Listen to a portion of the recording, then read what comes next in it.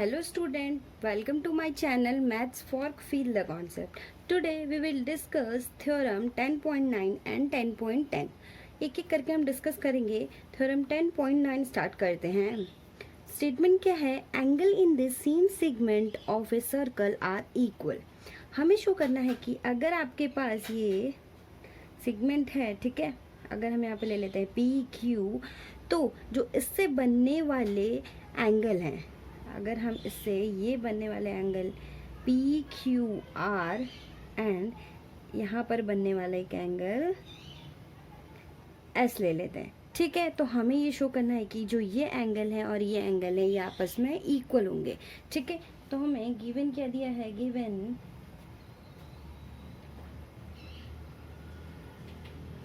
Given क्या दिया है?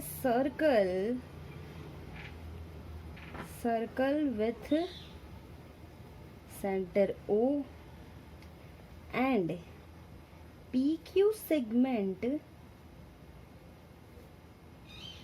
subtended angle PRQ and angle PSQ on the circle. Okay, and हम क्या लेंगे कि जो ये कॉर्ड पी क्यू है, ठीक है, वो जो ये सेंटर है इस सर्कल का एट ओ, तो यहीं पे भी यहाँ पे भी ये एंगल सबटेंड कर रहा है, ठीक है. तो and chord P Q subtended angle P O Q at O, ठीक है. और हमें क्या प्रूफ करना है? टू प्रूफ हमें क्या प्रूफ करना है कि angle P R Q is equal to angle P S Q होना चाहिए, ये दोनों इक्वल होना चाहिए, ठीक है. तो हम प्रूफ करते हैं. प्रूफ हमने इससे पहले एक थ्योरम पढ़ी थी. क्या थ्योरम पढ़ी थी? कि जो भी ये जो कॉर्ड है इससे बनने वाला एंगल, सेंटर पे बनने वाला एंगल और इस सर्कल पे बनने वाला एंगल, ठीक है, हमेशा जो सर्कल पे बनने वाला एंगल होगा सेंटर पे बनने वाला एंगल जो होगा वो किसके इक्वल होगा? सर्कल पे बनने वाले एंगल के डबल के इक्वल होगा, ठीक है. तो हम वो थ्योरम अप्लाई करेंगे यहाँ पे. तो according to theorem angle subtended by an arc on center, ठीक है, center is double by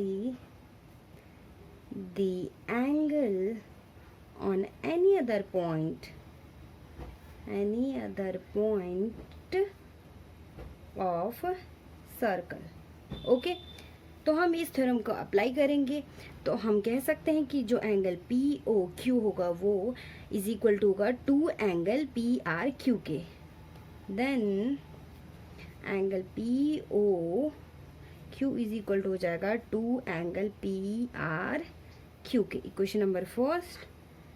and angle P O Q हो जाएगा two into angle P S Q के, ठीक है. Question number second. From first and second से ये angle same है तो ये दोनों इक्वल हो जाएंगे.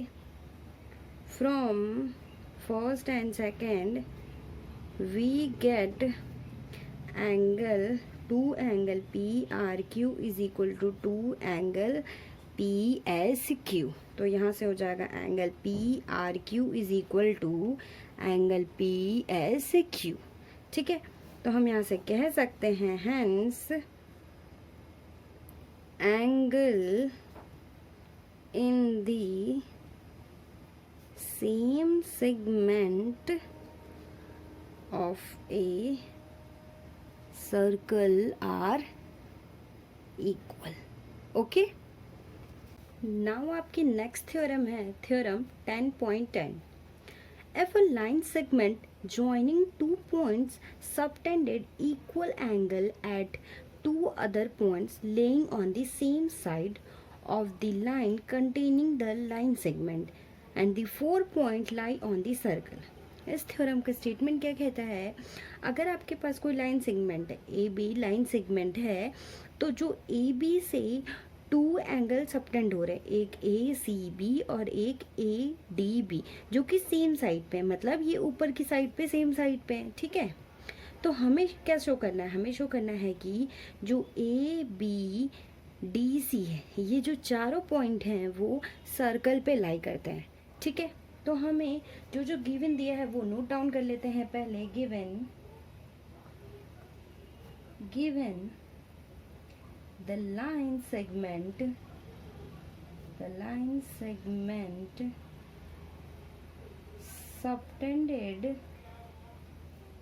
subtended equal angles at two other points.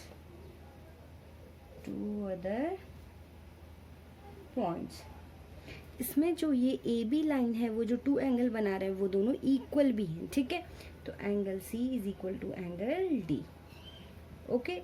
और हमें क्या प्रूफ करना है, हमें प्रूफ करना है कि 4 point lie on the circle. हमें शो करना है कि जो ए बी सी डी है laying on a circle, okay. इसके लिए हम कंस्ट्रक्ट करेंगे, कंस्ट्रक्ट क्या करेंगे, हम एक सर्कल ड्रॉ करेंगे जो कि 3 पॉइंट जो कि कोलिनियर है वो उससे पास होती हो, ठीक है। Draw a circle joining these non-collinear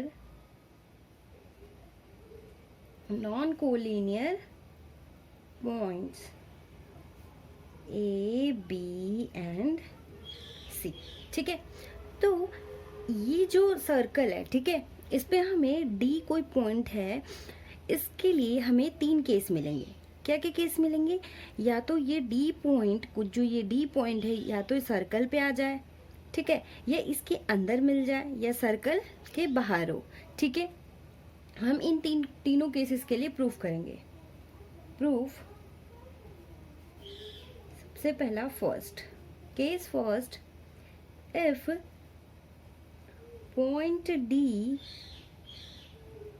lie on the circle. तो अगर हम ये पॉइंट D ले लेते हैं, ठीक है, ये पॉइंट D, तो ये जो पॉइंट है इस सर्कल पे लाई कर रहा है, ठीक है। तो इसके लिए हमें प्रूफ करने की ज़रूरत ही नहीं है, बिकॉज ये D पे ही लाई कर रहा है। तो हम कह सकते हैं कि A B C D आपके क्या होंगे, सर्कल पे लाई कर रहे हैं, ठीक है। या हम कह सकते हैं दे आर कोइंसाइड, ठीक है। Then nothing to proof, okay. इसके लिए हमें प्रूफ करने की ज़रूरत नहीं। नाउ आपका केस सेकंड है। सेकंड केस में क्या होगा, मैंने ये फिगर ड्रॉ किया हुआ है। सेकंड केस में अगर आपका D इस सर्कल के अंदर लाई करे, ठीक है, ये D अगर इस सर्कल के अंदर लाई करता है, ठीक है, तो केस क्या बनेगा, if point D inside the circle, ठीक है। तो फर्स्ट तो हमें गिवन दिया हुआ है कि जो एंगल C है और एंगल D है वो दोनों इक्वल है, ठीक है। तो angle C is equal to angle D, ये हमें गिवन दिया हुआ है, ठीक है। इसके लिए हम क्या करेंगे, AD को आगे की ओर बढ़ाएंगे, ठीक है, इस जो कि D डैश पॉइंट पे मिलेगा, ठीक है, जो कि सर्कल पे लाई करेगा, और फिर इस D डैश से B को ज्वाइन कर लेंगे, ठीक है। हम लिख लेते हैं यहाँ, now produce AD to D dash and join D dash B, okay. तो हमने एक थ्योरम पढ़ी थी कि जिससे पहले वाली थ्योरम, अगर ये ए बी लाइन सेगमेंट है तो इस सर्कल पे बनने वाले एंगल आपके इक्वल होते हैं, ठीक है। तो ये एंगल C और एंगल D आपके इक्वल हो जाएंगे, angle C is equal to angle D dash, ये इक्वल होंगे किस वजह से, angle in the same segment. Okay, अब हमारे इसको अगर इक्वेशन नंबर फर्स्ट मान लें और इसको इक्वेशन नंबर सेकंड मान लें, तो इस फर्स्ट एंड सेकंड से हमारे एंगल डी और एंगल डी डैश इक्वल हो जाएंगे। ठीक है, तो then from first and second we get angle D is equal to angle D dash. Okay, तो एंगल डी और एंगल डी डैश ये तभी पॉसिबल होगा जब ये दोनों एक दूसरे को कोइंसाइड करेंगे। ठीक है, तो this is possible only if D and D dash coincide. ठीक है, अगर ये कोइंसाइड करता है तो हम कह सकते हैं कि जो ये सी डी बी ए है, ये चारों पॉइंट आपके सर्कल पे लाई करेंगे। ठीक है स्टूडेंट, नाउ आपका थर्ड केस क्या होगा, केस नंबर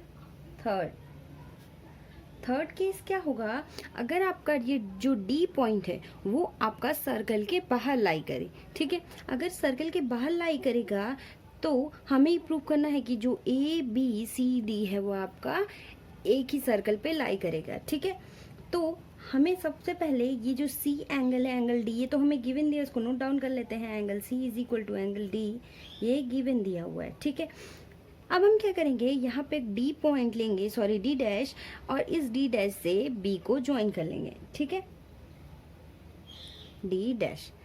ठीक है, तो now take point D dash on the circle and join D dash B। Okay, हमने इसको ज्वाइन कर लिया। अब हम क्या करेंगे, यहाँ पे जो ये D डैश होगा और C, ये दोनों इक्वल होंगे because angle in the same segment. ठीक है, तो angle C is equal to angle D dash. ठीक है, angle in the same segment. Okay, अगर हम इसको इक्वेशन नंबर 4 मान लेते हैं और इसको नंबर 5 मान लेते हैं।